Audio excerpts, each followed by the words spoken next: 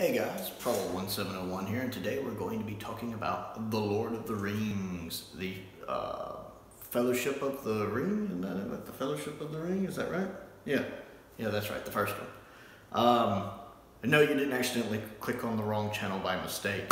One of my Patreons, the Fifth Doctor, one of his patron requests was he wanted me to talk about The Fellowship of the Ring. Now, I haven't actually watched that movie well over a decade, I'd say. Been a while. The only one I own on DVD is The Return of the King. I have the extended edition of it because I got it for like $5 on a sale somewhere. That's not to say that I don't like the movies. I very much enjoy all of the Lord of the Rings movies, all three of them.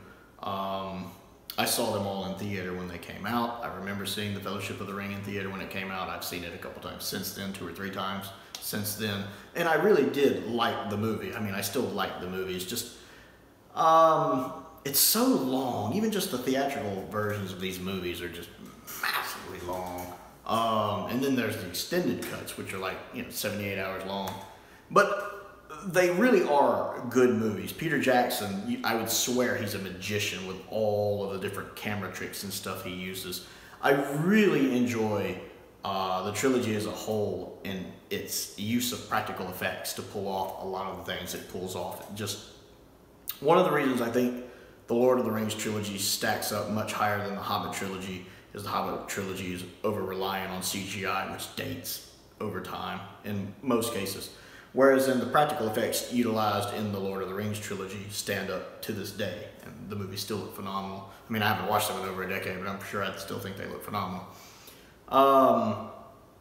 The cast, for the most part, is really good.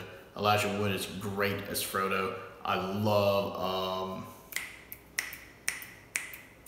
my mind's going blank. The guy who played Magneto, I love him as Gandalf. He's great. Ian McKellen, my mind's going blank today. I'm very tired. He's great as Gandalf. We have Christopher Lee as Saruman, and I love me some Christopher Lee. Christopher Lee's amazing. And this, of course, is right around the same time he was playing Count Dooku as well. So it's neat that a whole generation of people kind of got introduced to Christopher Lee through both of these parts when he's such an amazing actor and has played so many amazing parts. I mean, didn't he play Dracula like a dozen times? So it's wonderful. He's phenomenally mesmerizing as Saruman, and it's interesting just seeing him and Gandalf go head to head. I love the scene in Fellowship of the Ring when they throw down in the tower. Saruman kind of whoops Gandalf's butt. I love that scene and how Gandalf goes to him for help and how he realizes that, Saruman has fallen under Sauron's sway. Saruman and Sauron, they should not have villains with such similar names. That's very easy to get tripped up on. But, just seeing him, Gandalf realize that, his friend has kind of fallen to the dark side, so to speak. And then that whole fight between them, and how Gandalf's kind of holding his own until Saruman gets his staff away from him, and then it's just waxes him. But, the guy playing Aragorn, Vic, he is great. I think this is the first thing I remember seeing Orlando Bloom in. He's great as Legolas. I like the guy who plays Gimli, who's from Sliders, and also played the Kingpin in one of the Bill Bixby, Lou Ferrigno Incredible Hulk movies, Trial of the Incredible Hulk. I like him as an actor, so it's cool to see him as Gimli in this. And really my only complaint about casting, and it's not that he's bad, it's Ian Holm as Bilbo Baggins. And to be fair, Ian Holm is great as Bilbo Baggins. He does it perfectly. But knowing now that Sylvester McCoy was the #2 choice, it just breaks my heart that Sylvester McCoy didn't get it, because I think Sylvester McCoy would have been phenomenal as Bilbo with his sense of humor and his style of acting and his bombastic way of acting. I mean, he's called the Human Bomb for a reason. I just think he would have been a phenomenal Bilbo Baggins. And I don't think I could watch this movie. It's probably one of the reasons why I haven't gone back and watched it, is the fact that the whole time I'm seeing Ian Holm as Bilbo, I'm just going to be unhappy that it's not Sylvester McCoy there, since I know he was the #2 choice. And supposedly Tom Baker was offered a role in this. I think I remember Tom Baker saying something somewhere that he was offered a role in this, but he would have had to have been in New Zealand for like 13 months filming, and he didn't want to do that. I've always assumed he was going to either potentially be cast as Gandalf or Saruman. I've never read that anywhere, but that what makes sense. You know, he would have been, what, in his 20 years ago, late 60s when they were filming, mid 60s, late 60s. So I could have seen him being either Gandalf or Saruman, and he would have been phenomenal as either one because he's Tom Baker. Tom Baker's just phenomenal. But so it's interesting. Peter Jackson's obviously a Doctor Who fan, and I am glad they got Sylvester as Radagast in the Hobbit movies, but I still would have rather seen him as Bilbo. I like the cinematography of this movie. This movie is gorgeous. It makes you feel like you're there. It's not like, I don't feel like I'm looking at an image on a flat screen. I feel like the flat screen is a doorway, and all I have to do is step through it, and I will be right there in Middle Earth. It looks so good. I remember the first time I watched it in the theater, and I was just blown away by how good it looked in the cinematography and how well the effects were done, and how they used like forced perspective to create a sense of scale. You know, how they make the hobbits look so much smaller than everyone around them. Just the camera tricks and cinematography are stunning. The music is really good. The music throughout the movie is phenomenal. The incidental music, all of it is wonderful. It fits the tone of the movie. It fits what's going on screen. I've always enjoyed the music to these movies. We also have Sean Bean in this as Boromir. I like that. Sean Bean can play a good guy or a bad guy or a conflicted good guy very, very well. I like him as an actor. I feel like he gets a little mean because he dies a lot, including here, but he is a really good actor. Trying to remember what else. I like a lot of the designs, like the clothes people wear. The costume design's really good. The Nine, the Nagasul or whatever they're called, the people who fell sway to the rings, they look cool. I like the fact you don't see their faces. I like the fact it's just pitch black. It's like an abyss when you see this. You know, if you get too close, you just fall right into it. It's like just pitch black.